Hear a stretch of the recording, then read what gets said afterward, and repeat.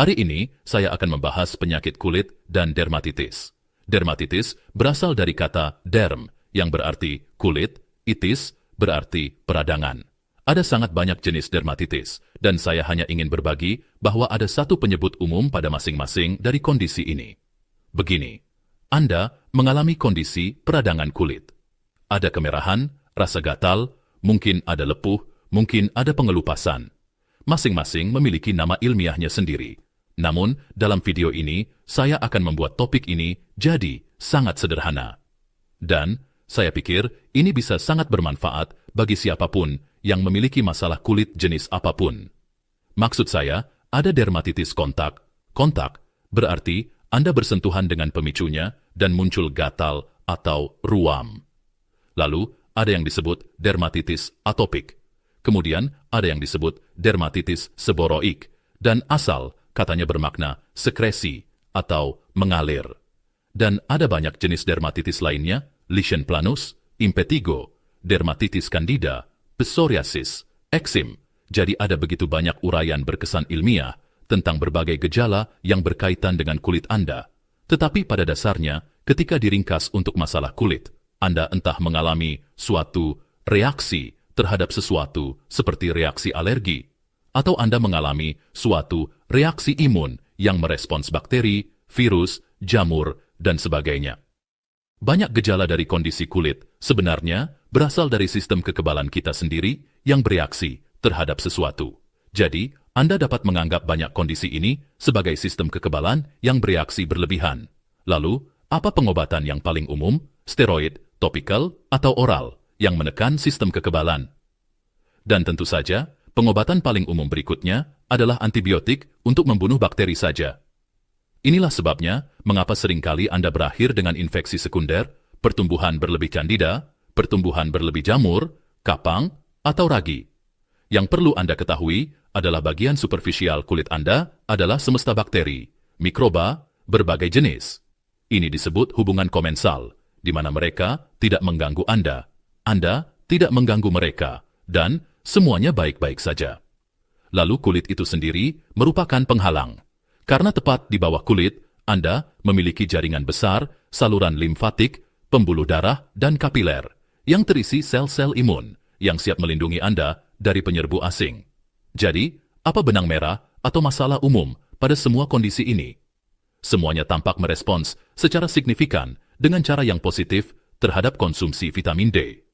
Misalnya, ketika Anda mengalami biduran dari sesuatu yang disebut dermatitis kontak, Anda mengalami rasa gatal. Nah, vitamin D menghambat sel-sel pembuat histamin. Mereka disebut sel mast. Vitamin D menurunkan respons histamin. Vitamin D adalah pengatur atau pengendali utama sistem kekebalan Anda. Dan jika Anda melihat hampir semua masalah kulit ini, kondisinya lebih buruk saat musim dingin. Kebetulan, sekali, itu adalah saat kita memiliki kadar vitamin D terendah. Kondisi ini juga memburuk saat stres. Kebetulan, ketika Anda meningkatkan kortisol akibat stres, Anda menguras kadar vitamin D Anda. Sekarang, bahkan pada jerawat, misalnya, yang melibatkan kelenjar sebasea, ketika Anda mengonsumsi vitamin D, itu dapat membantu mengecilkan dan menormalkan kelenjar sebasea, serta membantu mengatur produksi berlebih dari minyak tersebut.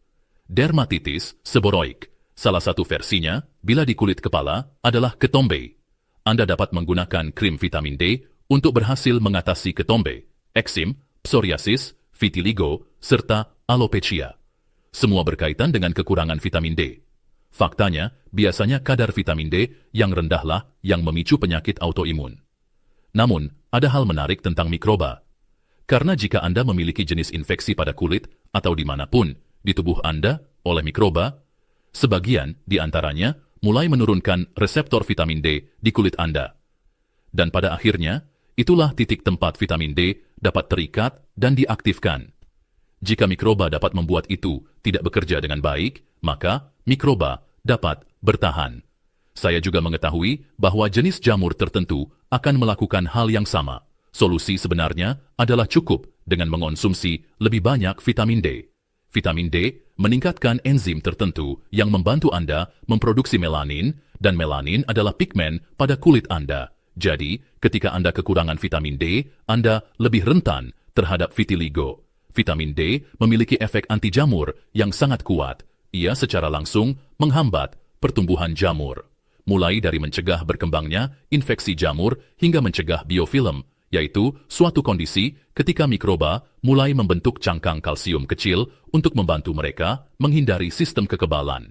Namun, vitamin D membantu mencegah biofilm tersebut. Bahkan, ketika Anda tidak memiliki cukup vitamin D, kulit Anda menjadi lebih kering dan kurang terhidrasi. Dan seluruh bidang dermatologi ini tampak sangat kompleks. Namun ada tema umum di hampir setiap gangguan kulit, yaitu kekurangan vitamin D. Dan karena kita sedang membahas kondisi autoimun pada kulit, jika Anda belum melihat video ini tentang psoriasis, lihatlah.